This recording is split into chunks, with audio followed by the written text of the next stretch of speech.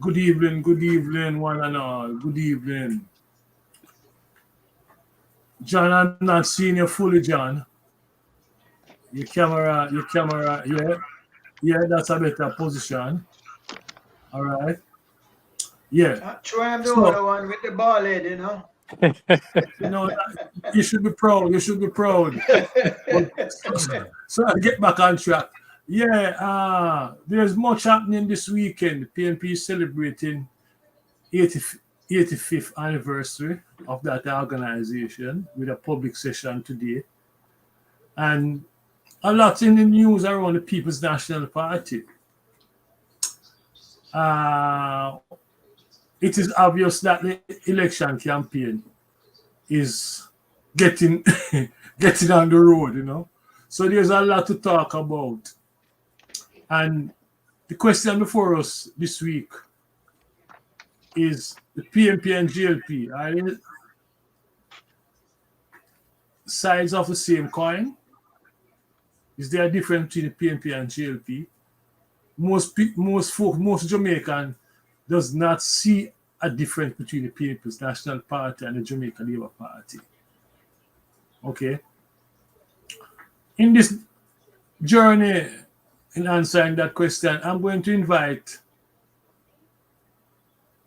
viewers to take part. So at some point, we're going to allow you to make comments, ask questions of the panelists. And today we have Mr. John Arton back with us again. I think this is the third time going. John is the former General Secretary of the National Union of Democratic Teachers in Jamaica, an organization that attempted to democratize the whole teaching profession in Jamaica. And that's another story. But the long and short of it, John has a wealth of knowledge and experience as an activist in Jamaica. So we figure that he would be the ideal person. Now, he's not a partisan, PNP, GLP. He's a very critical individual, and I asked him to sort of lead us into discussion. Alongside John, we have Patrick McCarthy, a veteran organizer in Kingston. Also, Las Crawford. Gentlemen, that is the approach, the format, and what have you. So, John, you want to take it from here? Yes. Yeah, I will just have a few words. And first of all, I must tell you that Nita call me every week to come on this thing. And part of my challenge is that hustling in America is a very time-consuming thing. I don't know if you know that most people who come from Jamaica here to live, them have all 2-3 jobs. I was lucky enough to get one job that was able to suffice for the last 5 or 6 years in the same type of industry, the insurance industry. I will say a little bit about that when I talk about my own experiences with Jamaica. Anyhow, Nita been asking me to attend, come on the panel and contribute. And part of my problem is, in speaking today, I wanted to identify a few things that I think are important in assessing what can we expect from the PNP and the JLP. Are they significantly different, if at all? And there are some indicators that I would like to use to make my judgment. Some of those indicators are fairly direct, meaning very personal to me. I left Jamaica in 2000 to go and work in the Bahamas.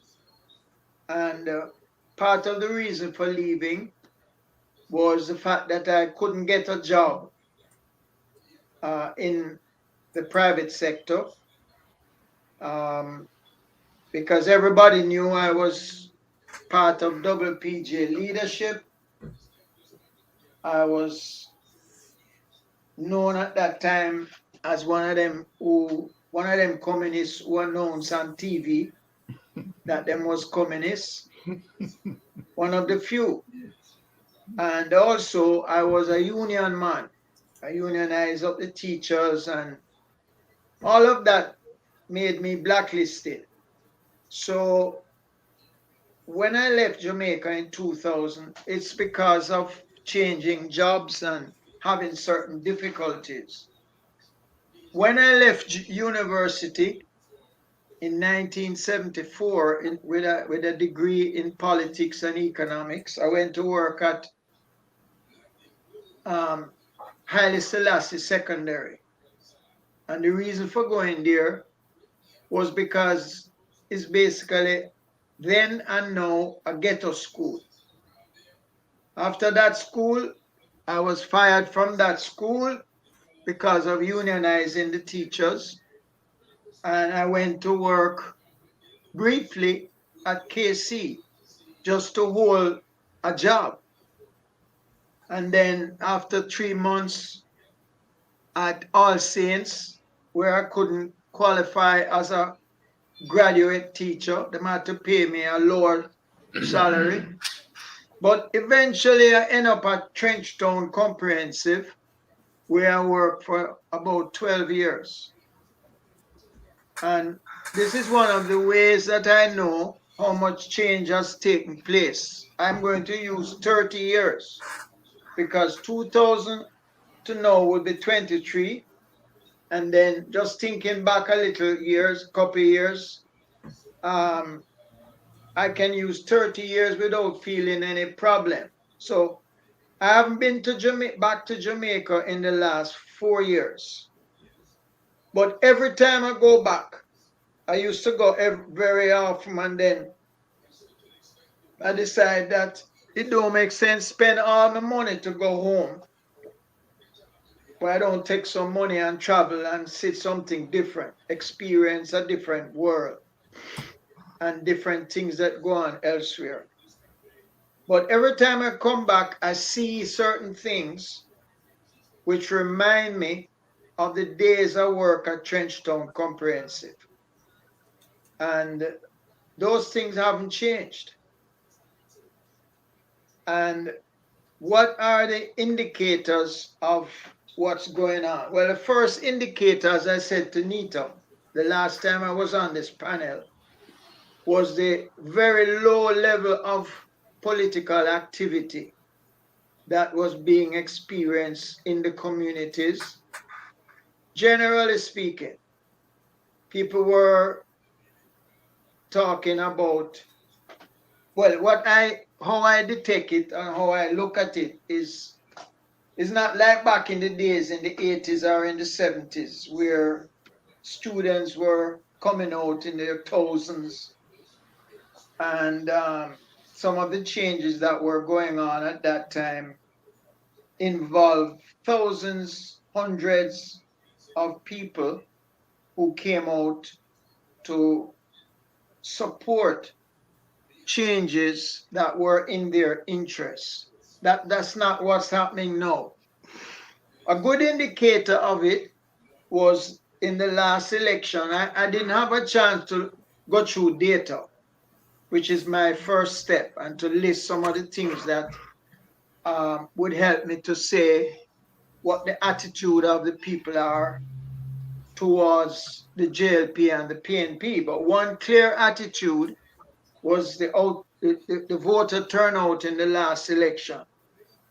According to what I was reading, looking at it this morning, it was 37% of eligible voters turnout last election, which was in 2020.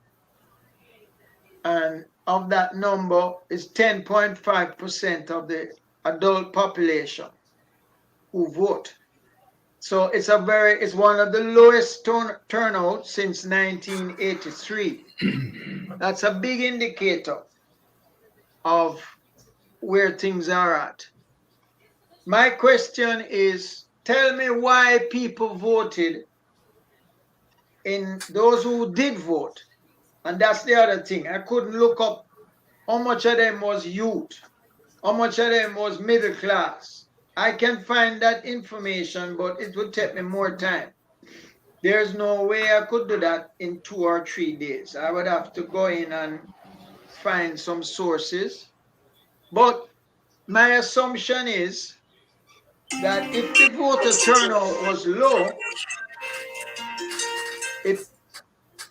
it probably was even lower among the youth, people under 30.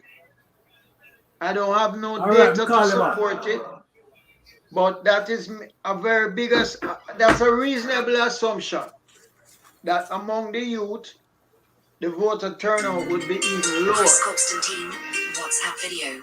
Second important indicator that I'm familiar with is the extent to which very poor, lower class, working class youth have been able to enter the high school system to get good basic education with the intention of going to university. I make that point because a lot of the talk is that education is one of the factors that help change one social, situation. And if you can get into a school that give you an education to get a university degree, it's like a roadblock. There's no channel, there's no valve or situation that would help you get through. And I'm using the last, they don't call it common entrance anymore. I forget the name now. The results, I mentioned it in the last meeting, but I have a granddaughter who just qualified, but she going from where? She going from St. Andrew's Girls, the little school, a private school, and she going to Campion, which is considered, Campion and what the other one name up on Constant Spring Road there? Eden? No, the Catholic one. Holy Childhood. No, man, Catholic, up on Constant Spring Road there. Where's Pure Girls? In front of the post office. Queens. Immaculate. Yeah, Immaculate. Immaculate. Because when I was in school at JC, the girl, that was the top one in terms of all girl. And then you have JC, of course, and you have KC and so on. But the results show that is only a very small percent of, even when I was championing the cause of the education system, one of the demands we made was to abolish the new secondary school, amalgamate them and make them into traditional high schools. All they have done is to do that in name.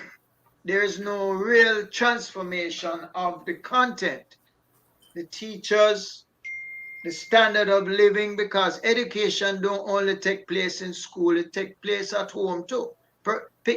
Go home and there's no light or no desk to study on. It's very hard to perform at the same level as a student who go home and have a own little studio or a own little place where he can do homework. And so education is a way that used to be, at least up to 30 years ago, an avenue that allowed for change, for you to move from where your father was maybe to a next step above in the social ladder, so to speak. And I didn't move. My father was middle class. I went to school, and we don't have no difference in terms of background. He was a technical man, learning agriculture and so on. But I only use that as an example that the avenue for the grassroots haven't changed sufficiently to say that, except from the Manley days. My point really is that since Michael Manley, there has been no significant reform that one can say has significantly affect the ordinary working people. So if I go to Trenchtown today, or if I go into Greenwich Farm, where the school is located, it's next door, and look at the houses, how many of those houses are now made out of concrete versus zinc? How many have toilet? Real toilet, I don't mean people going in the bush in those areas, in those ghetto areas. I don't know that there is any significant change or any change at all. So one of the first questions I have is, why was there such a switch? Even though it's not a big percent who voted, there was a significant switch over, a landslide as them call it, for people leaving the PNP and going over to the JLP. The other thing I observe is that the slogan of the PNP was to establish a republic. My God, when I was going to university, maybe 50 years ago, that was a goal, to get away from the Queen or the King of England. That is not now, because changing the country from a monarchy or governor general does not lead to any material change in the populations, in the population experience. The only thing it might lead to, the only thing it might lead to, sorry, go ahead. In all what you're saying, then the education thing would make the PNP different from the JLP. That's what you're saying? I'm saying that there is no significant difference. The PNP, only the PNP under Manley was committed to abolishing the distinction between the secondary schools and the traditional high schools. That's one of the things that the union was demanding. Even the legislative things like student council, like Parent Teachers Association being on the school board. I would pay any money if we did a survey now. Most of those groups are dysfunctional, meaning there's no big meeting, there's no election. In some cases, it's people who know people and them nominate to have representation on the school board. So many of those bodies are not functioning in the current climate. So I'm not saying anything. In other words, there's no real difference between the two parties and their policy. And what struck me is the fact that the PNP in the last election, their big slogan was to become a republic, which is, I don't know if that's going to lead to better housing. It won't. I don't have to say I don't know. The only people that have benefited from the last 30 years is a section of the middle class. I'm sure that there have been changes where some of those people have been able to buy a bigger house or get man, have business, buy a nicer car. But for the majority of people, I don't see where the changes have been sufficient to where one can say there is a qualitative improvement in the condition of the people. The question therefore is, since the only time that these changes have occurred is during Manley years, Michael Manley, I don't want any confusion. What is necessary, or is that a goal that the people of Jamaica, that the youths of Jamaica, the working people of Jamaica can set themselves? What's going to be necessary to bring about that change? There is only two views that can come to the fore. One view would say, start a different party that don't belong, that's not PNP or not JLP. And we have experience of that, but I would qualify that suggestion if we have a discussion on it. And the other view says, join the PNP and work inside of the PNP to make it a more progressive party. Why not the JLP? Well, I haven't seen any indication or leaders in the JLP who would embrace the kind of change that we are talking about here. I don't see them. I know that the PNP used to have them. I'm not sure if they have them now. I don't see the people who have come to the fore. I don't see any indication that those people represent some of the old guard, that what they used to call the left in the PNP, or the center left in the PNP. So that is Patrick, my own. Yeah, that's my. I'm getting a feed, Patrick, from your radio. You have something on in that place. Go ahead. Sorry. Yeah. So I throw those ideas out. One, the question: why was there a switch over to the JLP? Two, a massive switchover in the last election. That's a very specific thing.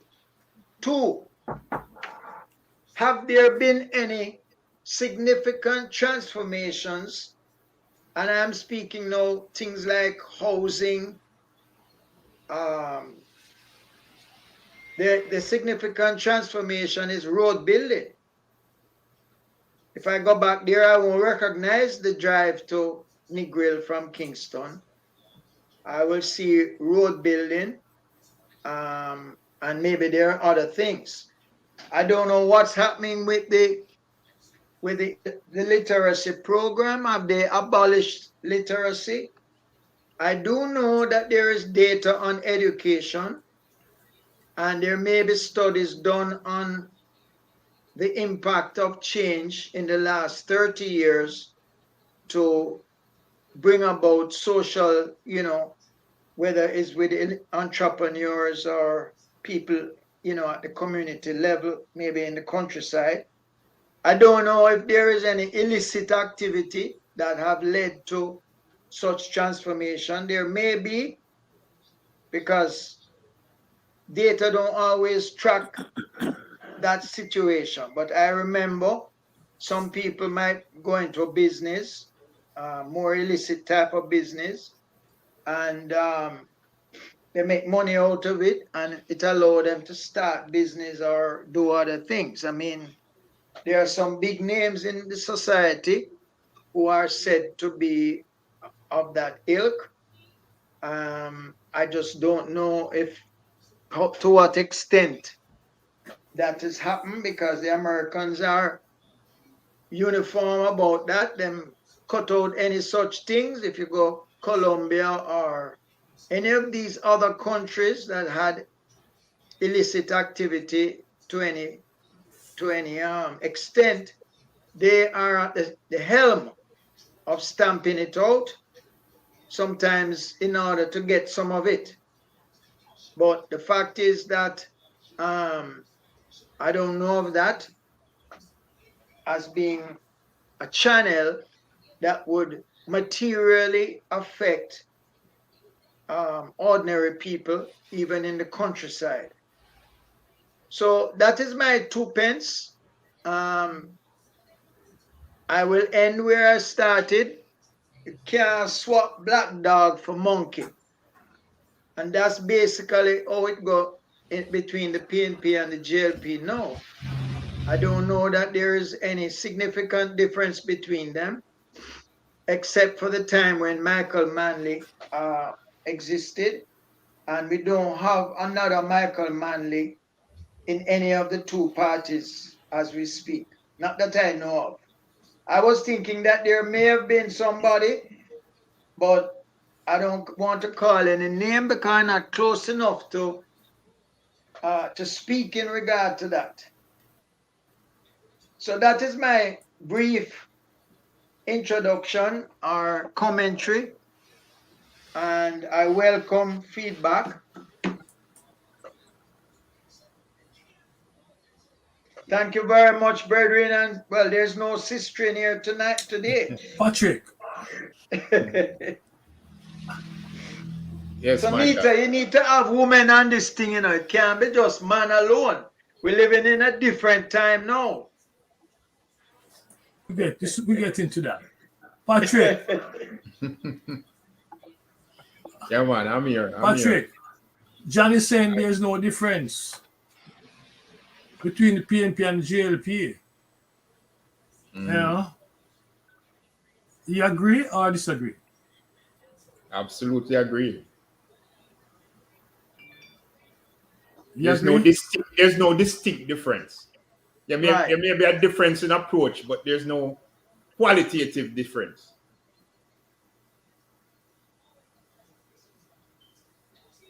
No. No qualitative difference. Last, you agree? Yeah, I tend to agree with John, and these are my reasons. It's not just about now, but looking at the last PNP administration and the years before Andrew Holness came to power. If you look at some of the issues that we're struggling with right now, issues like crime, issues with education, issues with employment, issues with housing, there was no significant difference in the PNP's approach to any of these issues, than the present JLP government. And it's not just approach, it was also about success. There was not much more success that the PNP made in any of these areas, different from the Jamaica Labour Party when we consider what was happening. So it's difficult for me to say there's a big difference in what people would be voting for in the JLP as against the PNP. I think what is happening now with the two political parties is because one other thing I did mention, the issue of corruption. When it came to corruption under the PNP, there was no major difference. We had things like traffic guru, we had scandals with the Chinese, right? That the Chinese were giving kickbacks to some PNP politicians to get things done, all kind of stuff. So it's hard to say there's a difference between the PNP and JLP. What people, I think, are hoping for at this time is that the issue of corruption in the JLP is current. The non-performance in relation to crime is current, and they are not doing anything, and people are probably hoping that putting the PNP back in, the PNP might do something different, right? And it's just a hope in my view. The PNP has not demonstrated in through their spokespeople on the different issues, whether it's crime, education, housing, they have not indicated, right, through these spokespersons that they have anything different to offer. That's my honest opinion. I don't hear any of these PNP politicians talking on their portfolios that make us have any confidence that they have anything different to offer. On the question of housing, it's the same concentration on building new housing in new areas and not developing the traditional living areas in the country. You don't have them. You don't have a government right now thinking about redeveloping Jonestown, redeveloping Rosetown, redeveloping Greenwich Town, right? There seemed to be a concentration in vote catching, and the whole idea about building new schemes is about extending each political party's reach to get new votes, right? And abandon the existing areas which are starved for resources and starved for development. So I really don't see much. When it comes to crime, I remember when Peter Bunting was Minister of National Security, there was no success, right? Peter Phillips, they achieved nothing in containing crime, right? So for me, I don't see a difference. Herb, the question Right. is there a difference between PNP and JLP? Okay. Well, greetings to you and your leader, and our leaders on the panel, and greetings to your listeners. Difference. Look, back in 2016, the Gleaner wrote an article that tried to cast the JLP as switching roles with the PNP, where the JLP was more of a socialist party, and that the PNP had adapted throwaway people from the JLP as well as the middle class. What we're seeing today is a clear proof that that wasn't so, right? And I'm sure the Gleaner would love to take their article back. What you are having today is clearly the JLP being controlled by the PSOJ and elements of the upper class that are pulling strings like the prime minister and the rest of them are puppets on a string. You also see a clear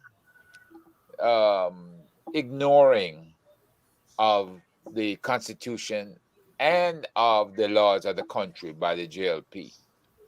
So you have a lawless government that's operating in a reckless fashion, and they want the DPP around to keep rubber stamping the stuff that they're doing. They have the Governor General already rubber stamping the stuff that they're doing, and we don't know exactly if they're doing it because they do not fear the UK, and certainly they have no fear of the US at this point. But you have a situation where they really don't need to fear anybody out there, but fear the law itself. For the law to catch up to them, you need a strong PNP. And right now, the PNP haven't gone along with the 200-300% pay raises. You don't know what to expect anymore. It's been a big disappointment to the people of the country.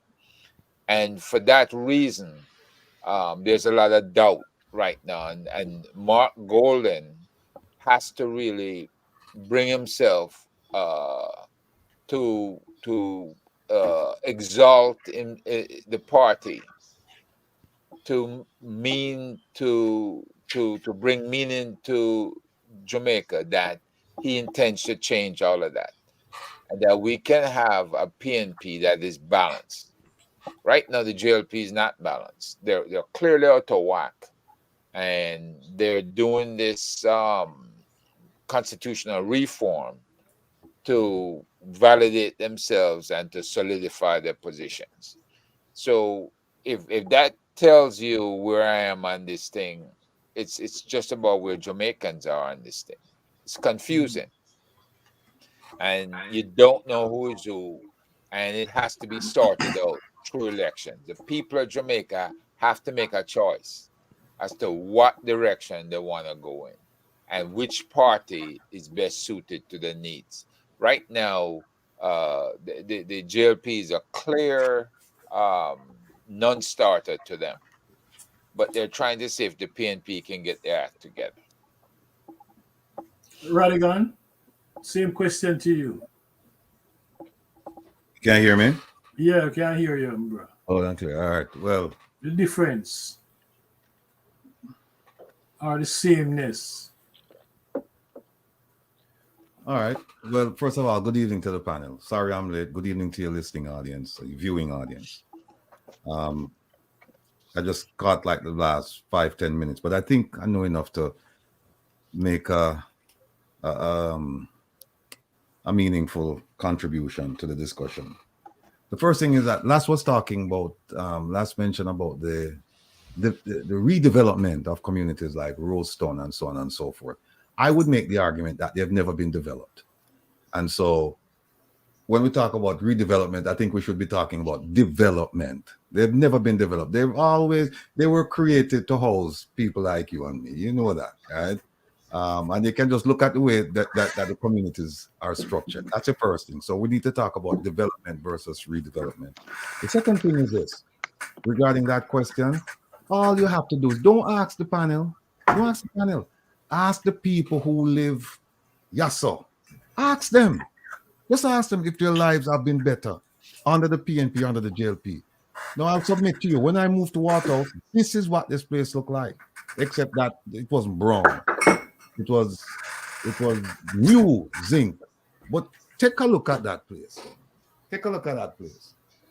That place has been in PNP control from as far back as I can remember, in the 60s, right? Still in PNP control. Look at it. No change. So when I ask the people, when I go down, I ask the people, hey, any development, any change, any prospects? The answers are resounding no. But you know what? They are legacy voters. They don't vote their interest. They vote the party's interest. And so you'll find that the grandfather voted for PNP, the father voted for PNP, the son is voting for PNP, and he's grooming his children to vote for PNP. Now, how does that benefit these people back here? That's the question I have to ask. We need to start gather around our strengths. What are our strengths? Numbers, votes. We don't have the money.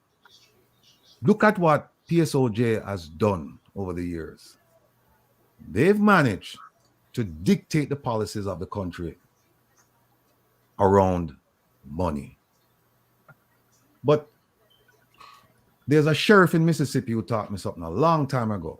Long story short, he said, listen, I would much rather, and he was running in an election, said, I would much rather go over here on this side of the tracks and get $1 from $100 from 100 people, $1 per person from 100 people. Then go over on this side of the tracks where the rich people live and get $100 from one person. You know why? Because that $100 from that one person is one vote. Over here, you have 100 votes. We now have to educate our people. I mean, this discussion that we're asking about, is it better or is it worse? That shouldn't be the discussion. The discussion should be, how do we get our people to start thinking critically about the issues that affect them day in, day out? How do we get them to add currency to their votes? How do we get them to hold politicians accountable? That should be the discussion. We should be discussing, okay, as a community, they approach a politician and say, listen, here's our mandate, here's our manifesto. These are the things we want from you. Tell us, can you meet them? And then one of the things is you have to come here. You don't come when you feel like. You come when we call you. And you come here every 3 to 4 months and you explain, where are we? What's the status in terms of providing the resources that we're asking for? Because if you can't provide them, then we will transfer our votes to somebody else. You play the politicians off against each other because you only have two main parties, right? The third party thing is a non-starter at this point. I don't know what it will look like 5 years, 10 years from now, but at this point, it's not a viable option. So what you have to do is you have to call it around your strengths, and your strengths are your votes. Until we have that conversation and get that, embed that in people's minds, we can talk till we're blue over who's better, who's worse. And if truth be told, Waterhouse, you tell me, Nita, you come from Waterhouse, you and I grew up in a Waterhouse. You tell me if Waterhouse better now or back in the 60s, back in the 70s, back in the 80s, back in the 90s. You tell me if now it's better. Because no, it's not. It's not. It is not. Okay.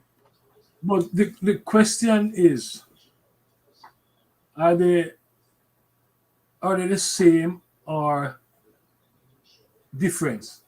And Nita, listen, let me finish. Go ahead, Ratigan. If your argument is that are they the same or better, just by asking that question, it betrays your thoughts that you're saying that it's not better, because if it was better, we wouldn't have this conversation. No, I'm certainly not. I'm in agreement with you. I'm in agreement with you that it's not better. But what I'm saying that when it comes to the parties, the PNP and the JLP, there's some distinction between the PNP and JLP. For one, the question of human rights. I think the PNP is more committed to human rights than the JLP. The rights of the people, protecting the rights of the Jamaican people. I think the PNP as an organization is more committed to that principle. Nita, there is can I jump in here? Because I didn't get a chance to fully respond to the answering the question. But the question, Mike, if I may say this, and I understand exactly what Ratty is saying, because in addressing your question, I think the way in which the question is posed, it's kind of ambiguous to pose a question that way. But be that as it may, right? You're looking at the parties, right? The two political parties, the PNP and the JLP. But you cannot look at the two political parties in isolation to, how the parties are with the people, or they relate with the people, right? Which is what Ratty is saying, right? Because how they relate to the people is going to reflect itself on both parties. And if you are to look at that, then certainly, right, there's no distinct difference between either one, just as John outlined clearly, right? But what I want to say further to that is that we can look at the history, right, how everything unfolded, right, particularly since the 70s, because the period that we're really talking about more than anything else is the period after 1972 onwards. Because prior to then, of course, it was a different ball game in terms of, since independence, or so-called independence. What happens is that we saw in the 70s, as John clearly outlined, a whole movement developing, right, around issues which directly speak to people's everyday lives, people's everyday experiences, right, people's issues, right? And we saw, this situation developing as we see the status quo at the time pushing back. I'm trying not to use no political jargon, right? So that we can simplify it as best we can. So what happened in the 70s with that development, right? There was some direction in terms of the government, because the PNP at that time had different elements in it, but it had a distinct left wing, right? It had a distinct center left, right? It had a fairly moderate right wing, and it had an extreme right wing as well, right? But we'll find the extreme right wing was more with the JLP side. Now, what happened, right, especially beginning after the 1980 election, right, we started to see distinct changes taking place, right? And in these distinct changes, we start to see the left moving more to the right, right? We had pretty much overall, coming up through the years, right, a complete demolition almost of the left. And this didn't just happen locally, it happened internationally as well, because the Jamaican situation is not one that happens in isolation or other things, right? And a lot of the behavior that you see among, within these, the political parties in Jamaica, is very much similar to what you see across the board, across the world, right? Especially the Western world, right, as we know it. But what's the distinction between the PNP and JLP? There's no real distinction. I already said that. There's no real distinction. I'm just further elaborating to support that point, but I'm saying that there's no qualitative difference between the two. The point right? that you raised, Nito, about a record of human rights, you need to make that concrete. What record of human rights does the PNP have now? Yeah. That make it different from the Jamaica Labour Party. Exactly. I think when it comes to, from Norman Manley up until now, the PNP has always out front when it comes to human rights, What do you mean by that, out front home? Well, United Nations, the role they play. Hold on a second. Oh, Jesus. Oh, no. If you're going to talk about human rights in terms of... Talk to him, no? Yeah, if you're talking about human rights in terms of the UN and South African people of the Western Sahara, keep it at home. Keep it at home. Yeah. Well, look this, Michael, listen to this. Yeah, but we're talking about distinction. Well, no, you're right. There is a distinction between both parties, but the distinction is only in policy. There is no difference in how they treat people. People like you and me, there is no difference. Mm-hmm. There is no difference. It's a distinction without a difference. So you might say, okay, there's a distinction. Is an attitude to foreign policy you're talking about? Exactly. It's a different attitude to foreign policy. It's no different when it comes to economics. Right. But the fact of the matter too is that even then, the PNP has moved more right over the years. Right? Oh, you mentioned that. Mikey. Go ahead. Michael. Yeah, I'm here. One of the things that amuse me about this PNP and JLP thing, if you listen to a lot of the PNP speakers, a lot of the constituency platforms currently, you'll hear a lot of them say that the JLP is following the PNP program. Isn't that Yeah, weird? that is true. That That is true. people are expecting that these two parties are different and will be acting differently. And you have PNP people, prominent PNP politicians saying whatever the JLP is doing with the economy and other social policy is, and it is because they are following the PNP program, right? So if you want to give credit to the JLP, you have to give credit to the PNP because they are doing what the PNP was doing.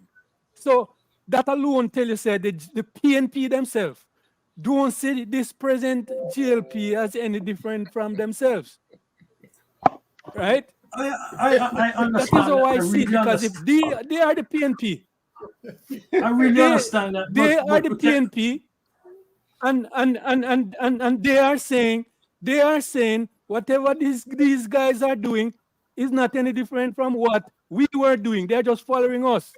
Credit us, don't credit them.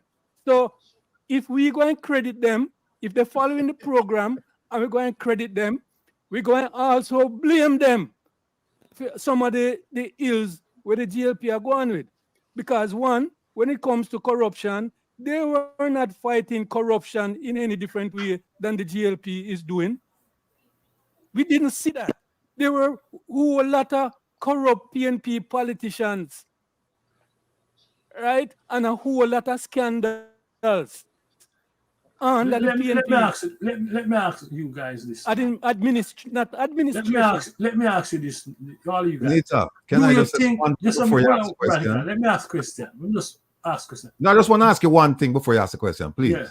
I have to ask you this. You mentioned human rights. Yeah. Now tell me, this program is called Waterhouse Vibes and it's Waterhouse centric, but sometimes we broaden it. Yeah. Now tell me how this thing different. You talk about the human rights were under PNP, JLP governments in Waterhouse. Tell me the difference there with human rights. In terms of police practice, we don't see that Was much. the police acting any differently? No, hear me. Let me answer Radigan.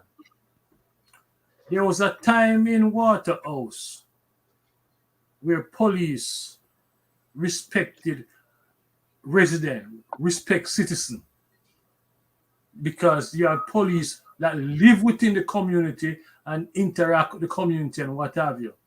But what I'm saying in terms of the PNP distinction and this question, do you think the JLP would have tolerated DK Duncan or a Tony Sparling within his rank? No, but Michael, that's a time of Manly. You can't use. We're already agreed that after the Manly years, the question becomes they are no different. And the point that Rattigan is making, which I agree 100%, what are the rights now? Is there any better reform with literacy? Is there any reform human rights with housing? Is there any reform with the police brutality among the youth? Bingo. Those are the things where you're going to tell me, say, foreign policy. That don't mean none. Yes, John. And to add to that point you just made, right? And we talked about this just weeks ago, right? We look at the situation right now as it is, right? And we clear the point out that even with a disillusionment with the JLP and the behavior right now and everything does not translate, right, to a support for the PNP, because there's no indication. There's no indication on the side of the PNP that things will be better, right? There's no talk of new policies. There's no talk of new anything, right, coming from the PNP. We talk about this week after week. Let me throw this back into the pen there.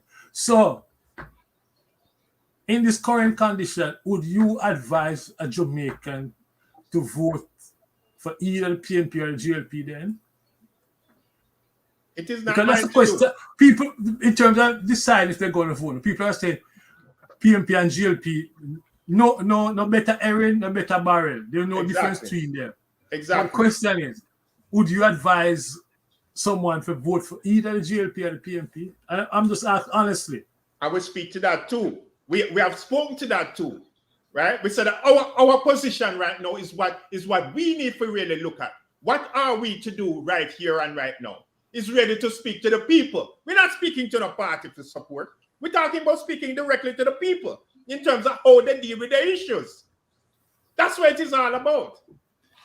Nita, Yes, sir. remember this. If you What? forget anything I've said this evening, remember this. You teach people how to treat you. You teach people how to treat you. And if you show apathy, what do you think the politicians are going to do? They're going to capitalize on it as they've been doing for decades. Patrick is 100% right. Patrick is 100% right. We now need to speak to them so that they can do critical thinking and say, no, we are the power brokers. We hold the power. We can't sell out our vote for $5,000 and a 2-piece chicken and a t-shirt and a cap, baseball cap. And then you put somebody inside and now we are going to make what, $12 million every year for the next 4 years. You sell it out for 5,000. Yeah. What kind of deal is that? What kind of deal is that? I give you something. You give me 5,000 and I give you $1 million for 4 years. You give me a one-time payment of 5,000, 2-piece chicken and a t-shirt and a baseball cap. No. And I vote for you and put you in there and you get 12 million every year for the next 4 to 5. That's nothing What kind of deal new. is that? That's nothing new. That's why Patrick That's is not right. a deal. Point, Nita. But That's that's what what Patrick is right. That's the point. It's that's not what we want to new. change, Mikey. And Because you want to change what- that. No, what has no. It's not a question I want to change. what It's a has been simple happening? question. It's a simple question. Mikey, Go ahead, Las. Michael, the question is not as simple as GLP versus PNP. The question has to be about changing the thing from the demands of the GLP and PNP to the demands of the people. What has been happening over the years, as Patrick is alluding to, is that it is the politician, and Ratigan has been alluding to, it is the politicians who hold the power and make the decisions.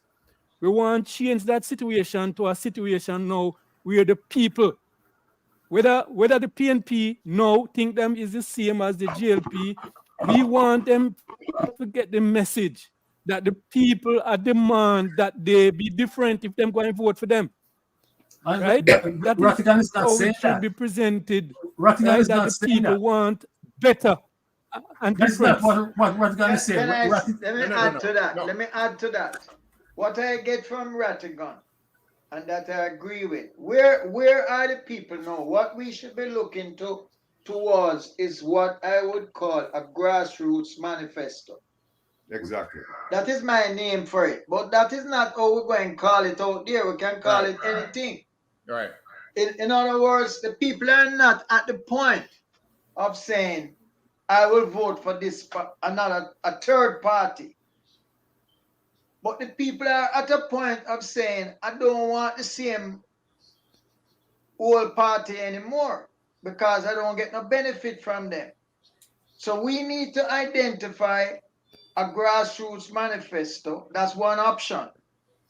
Where we have a platform, it can hold on one sheet and it says certain things that is in the interest of the people. Right? Whether it's so much water, it's so much toilet, so much housing, so much recall. I have the right to recall my MP if I can get 3,000 signature or whatever. In other words, a manifesto that the people say, this is what we want. These are the things that we need, right? So the question should not be posed as to who you're going to vote for. The question should be posed as to who going to represent who going to best represent our Demands. interests. Right. Hey, Michael, can I comment? Go ahead, Herb. Yeah.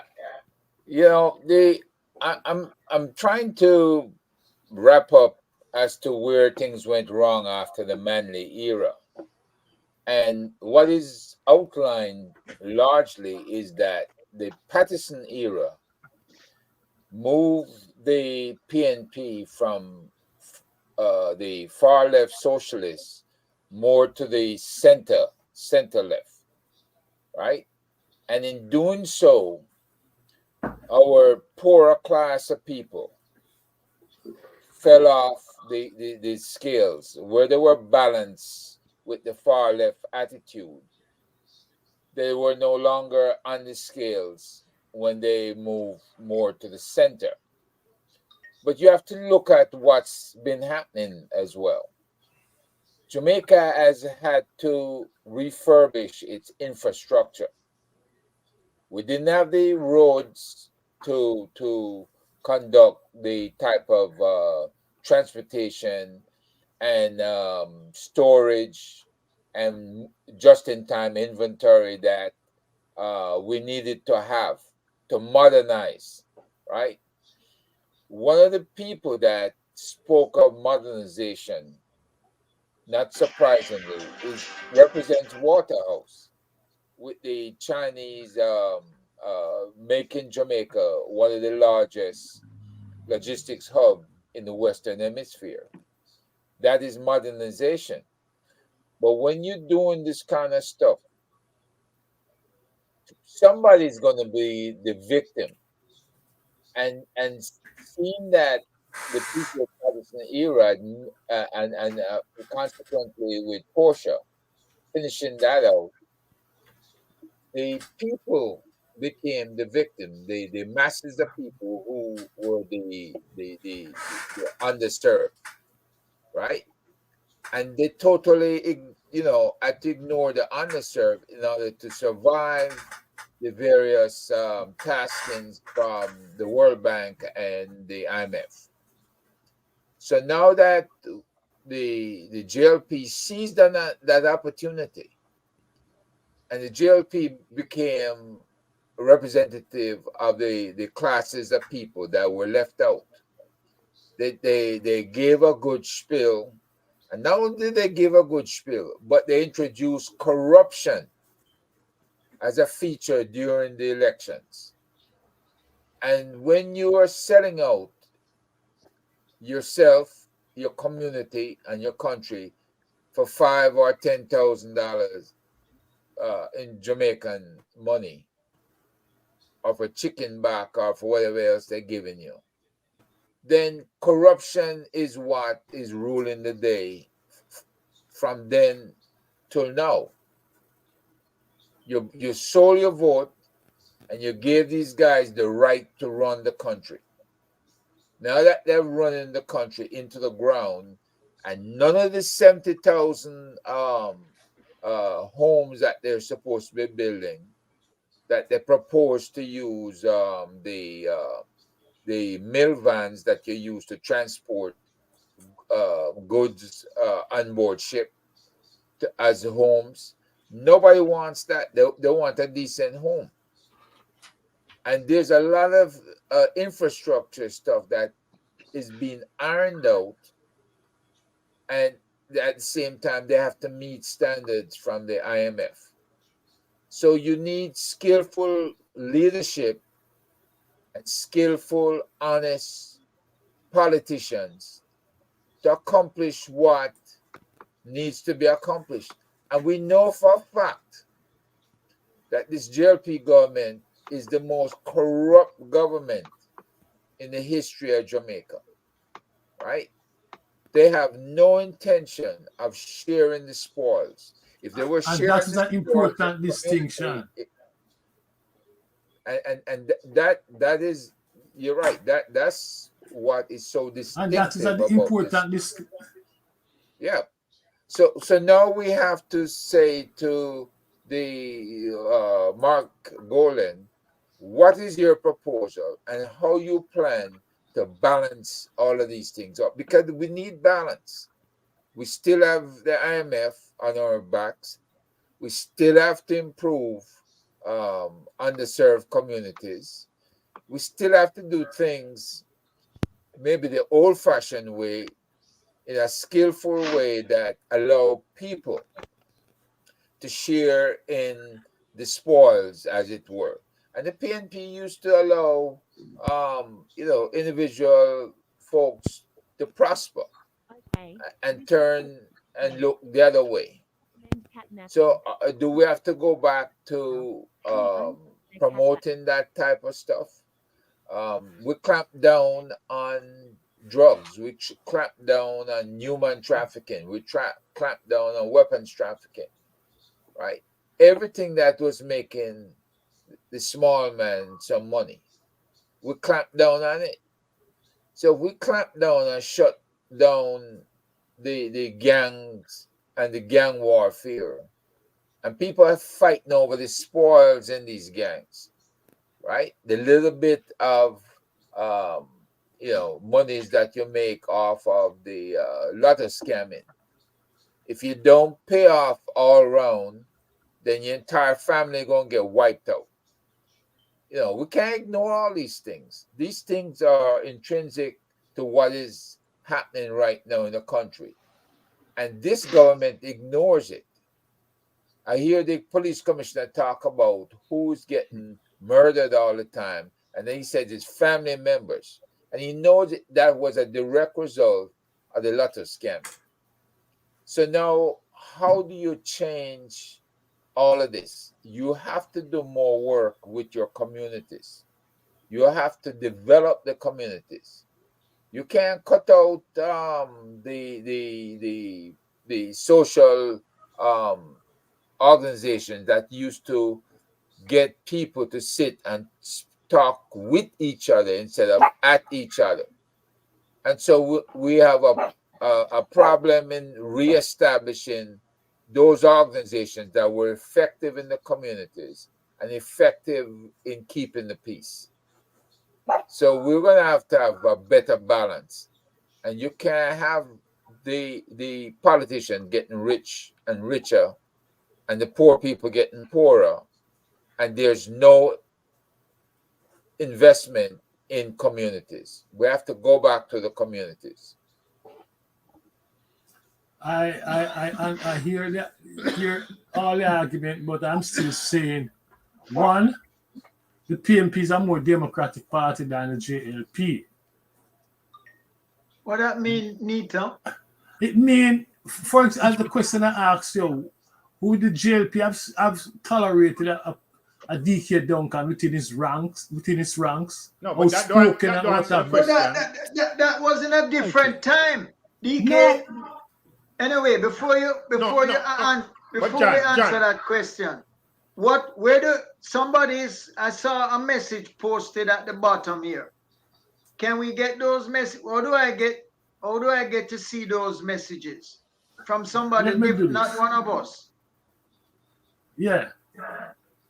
Double click on it. Where? Double click on what? The URLs are highlighted for you to be able to double click on it. No, we do have that option. I don't see that here. All right, copy it and paste it into your URL.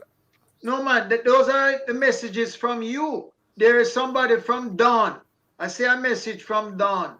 Oh, okay. No. You're talking about from the public, not the private chat.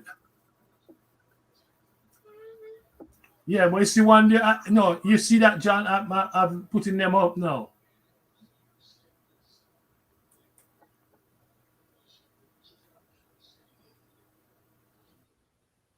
Okay. What is it? Okay, the wickedness of the politician. That one from Dawn. I don't know. I'm reading them as we go along. Go ahead.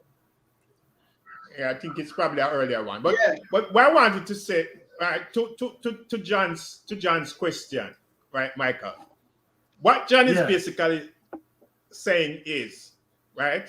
We're talking about now. We're not talking about the 70s. I understand what Right? he's saying. Yeah, No. but Hello, you're Patrick, Patrick. you're sidestepping the question by I talking understand. about DK. No. I understand what John is saying, but I'm saying whether it's even now you see it in the JLP. The JLP historically has an hostility towards views that are not consistent with its policies. Can I ask you a question, You Mikey? know, we can go way back. Go ahead. Would the Yes, Lass, go PNP know?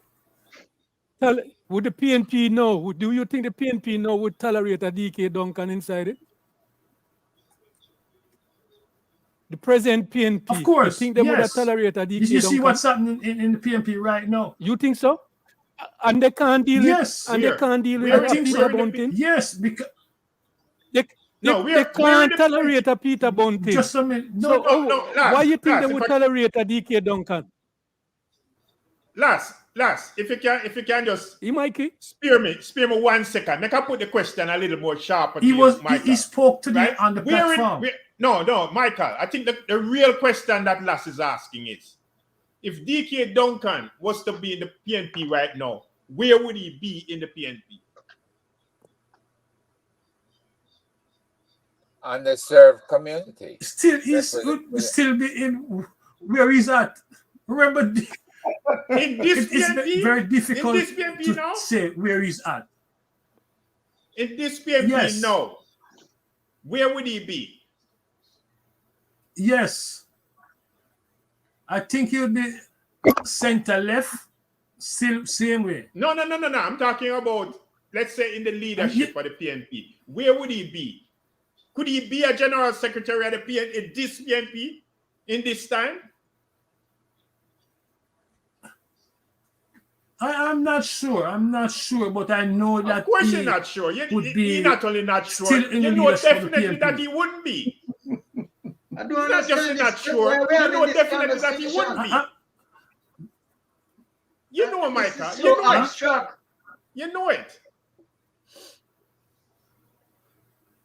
Listen, there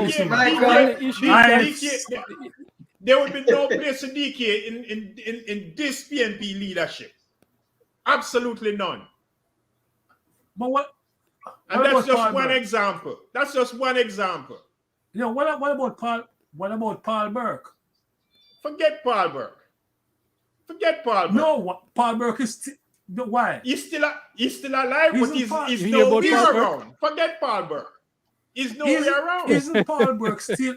Isn't Paul Burke still active in the PNP? He is. Doing what? No, you know if he's active in the PNP now? Paul Burke still what is he active doing, in the Mikey? PNP, lass. Do you know I if don't understand the PNP question. now? I know. It's probably Mikey, can I answer that question? John. Paul Mikey Burke is was making a honest. case. What's the question? Oh, Paul Burke is only relevant based on the ruling of the PNP. Whether DK Duncan, this one, that one, or whatever, is a question of what value do you bring to those who want to run the PNP their way? Right. That's the bottom line. This is an abstract question. Duncan just dead the other day. Yeah. Why are we asking that question? Well. Does the view of a DK Duncan dominate in the PNP? No. Yeah, it does not. Right, exactly. Does the view of a Paul Burke dominate in the PNP? No, it does not. Right. So the question is answering itself. Life show you that those people are no longer in a position of dominance in the PNP. Their views are not in the top of the PNP, but it doesn't mean that they cannot be a member. It's a rhetorical question. It's a rhetorical question. Right. Life is showing you that there's no difference. The difference between the two parties is even less today because of good reason. Yeah. See, one of the issues is everybody has the ability to tap into social media. And when you tap into social media, you get an instant feedback to whatever programs you support out there. You get instant feedback to whatever you're doing. You have instant feedback to all the scandals. So the party of today, like I said, must be able to manage the environment, manage their communication, manage everything that they're doing, and to constantly give the indicators that they are serving all underserved areas of Jamaica. You cannot say, well, this is a JLP area, I'm just going to take care of the JLP area, because you're going to ignore somebody. Look how many seats the JLP has, and not all the areas that were formerly PNP are being served. So how do you decide how to break things out, right? You have to use social media to indicate to people that, look, we are bringing stuff to you and we're doing it on a rotational basis. And here's what the plan is. But we don't see none of that, right? We just see the thoroughfares being created by China Harbor Engineering, and it's passing right by communities. And the communities are not being served anymore by But the flow of traffic. how does that address the question before us? How Question does it before. address the question, Michael? It tells you that the party that has the best management style that will assist and aid in the community development is the party of the future, not what's happening right now, because all the development right now is on a national level, and we're talking about bypassing communities. So communities suck out because they don't drive through their areas anymore. So Or if I can, the shops and the different stores within the small towns that used to enjoy that benefit when visitors are passing through, they no longer enjoy that because you have a big highway outside, and the people going to use the highway and go from point A to B. Instead of 3 hours to Montego Bay, it's now 90 minutes. but if I can bring up a point here, which pertaining to what John said in his opening presentation, right? John mentioned about, I think, the last election and 37% voting and all of that, right? Which clearly, right, was showing the level of frustration among the people with the party politics, right? And we have seen what has happened with this JLP government since then, right?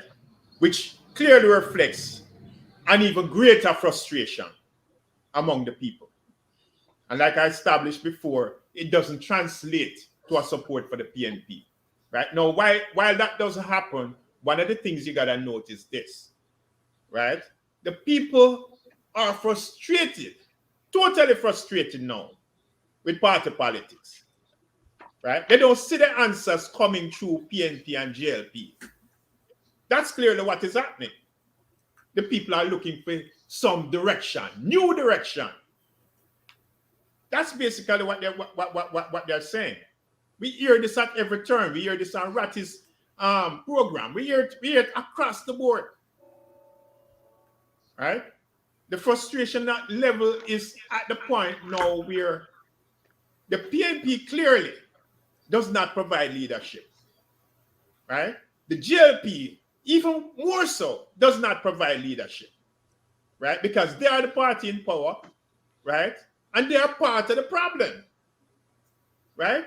Their role on both sides, clearly, as even Ratty alluded to, is They take their direction from the PSOJ, right? From the ruling class. Who is speaking to the issues of the people? That's why we exist. That's why we exist. That's why we are here. But I'm still trying to, I'm trying to answer the question, as to how all of what you just said relate to, well, the question, distinction. Is there a distinction between Because PNP and GLP or yeah, not? the way Let me finish there. I understand what you guys are saying. I do, but I think you're overlooking some things about the PNP.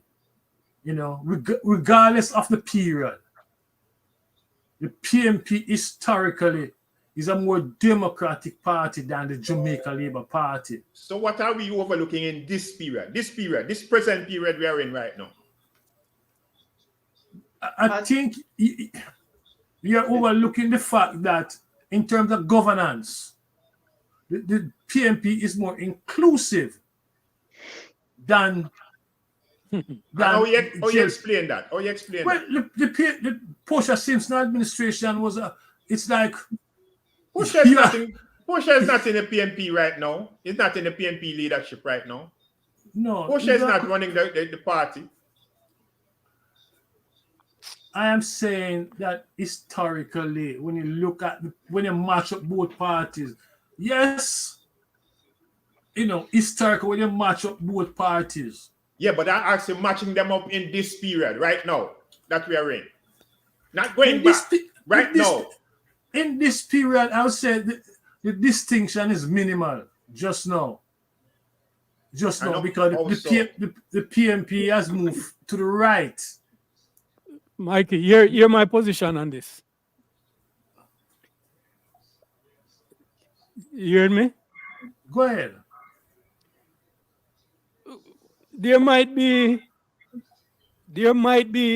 a few little distinctions between tinkering the JLP and PNP, but it's not substantial enough. It is not substantial enough to offer the people any difference in the direction of the country. I agree. In the direction of their personal development and the development of the country. I agree. So if there's no significant, if the distinctions between them is not that significant to offer any difference in the direction of development of the country, for me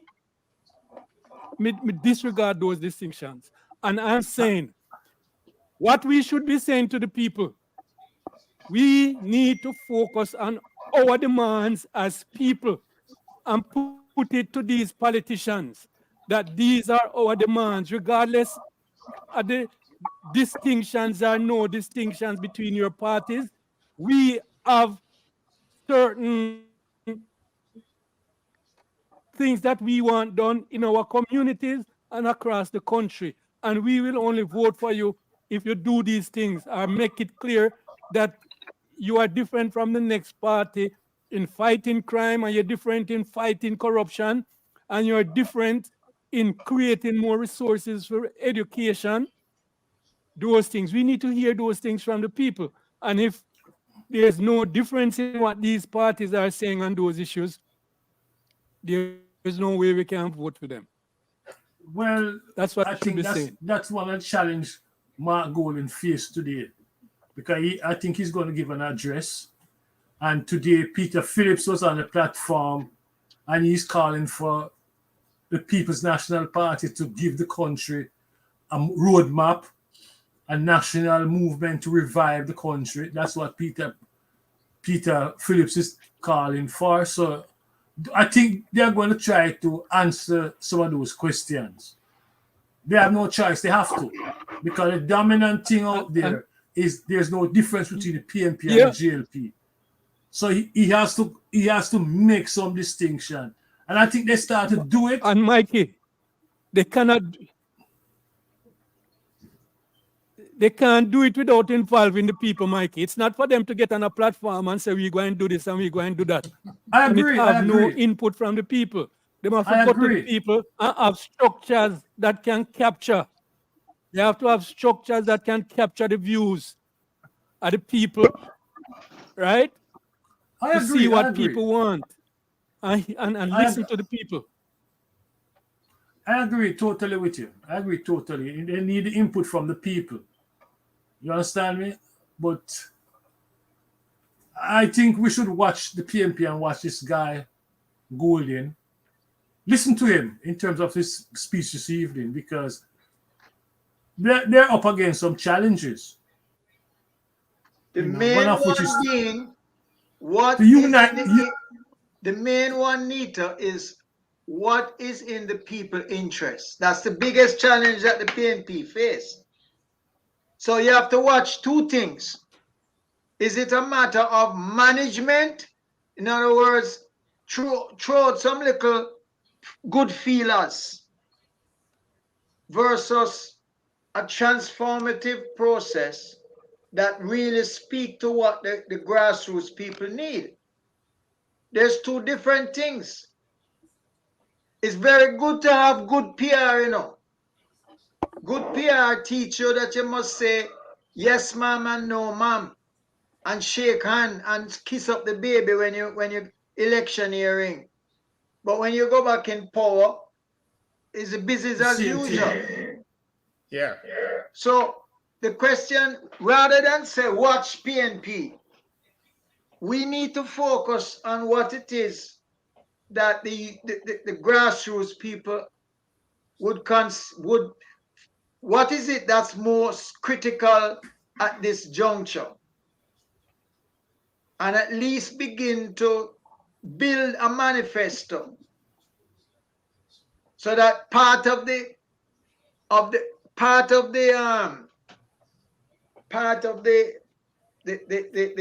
offering that we offer is to be able to put that argument to any party. And the question becomes, if your party or none of the parties are willing to do these things, then we need to look elsewhere. And to your point, John, to your point, I would add that whatever it is, it has to have built in that process, right? A pathway to the improvement of the quality of life.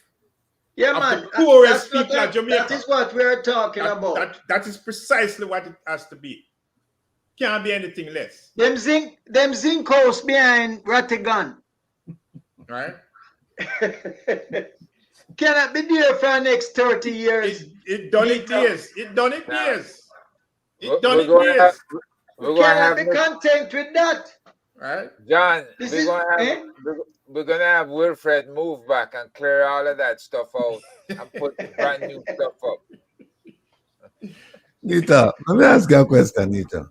Yeah, go ahead, when you brother. vote in Jamaica, do you vote for a party or do you vote for a person, a politician? Who you vote for? Well, I vote because how Jamaica set up. You vote for the party. And therein lies the problem. And I'll give an example. I live in Maryland, right? Yeah. And before we have a governor now who has Jamaican roots, right? But before him, there's a white guy who was a governor, a Republican in a democratic state. And if we didn't have term limits, that guy would win from now until thy kingdom come. You know why? Service delivery. The guy delivered. And even though it's a democratic state and this guy's Republican, people voted for him because they said, we have vote our tabletop, our kitchen table. That's Mr. Hogan, right? Yeah, Hogan. Yeah. People vote. People love the guy. Unbelievable. But again, you vote for performance. You're not voting for no part, because if it was party alone, he would have never win. But them look and say, all right, give this guy a chance. And when them give him a chance, the man delivered. And them say, I could give him another chance. And the man delivered until the DM walk out of the office.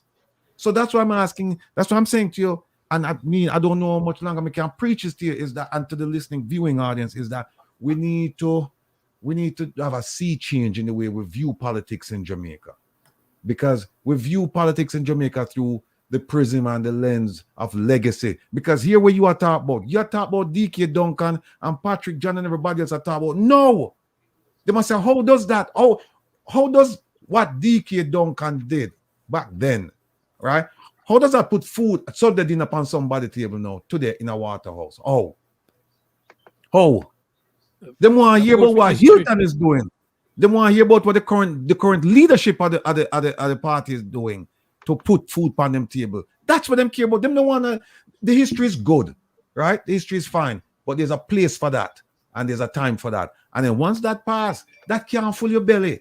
That cannot fill your belly. That cannot send your kids go to school tomorrow. They want to know, what is it that you have in your manifesto? What is your plan going from this day going forward? What is your plan? Tell us. And we need to have people start thinking critically about those issues so that they can say, well, you know what? We don't like the plans where you are. Or they can say, you promised that the last election cycle and we don't see it. And so to some degree, I blame the voters because they're not acting responsibly. I blame them to some degree because they have the power. And when are they going to realize that, look, we in charge, we in charge. When are they going to realize that? They keep depending on the politicians to lead, to direct, to guide. And we say, no. They represent. And if you leave them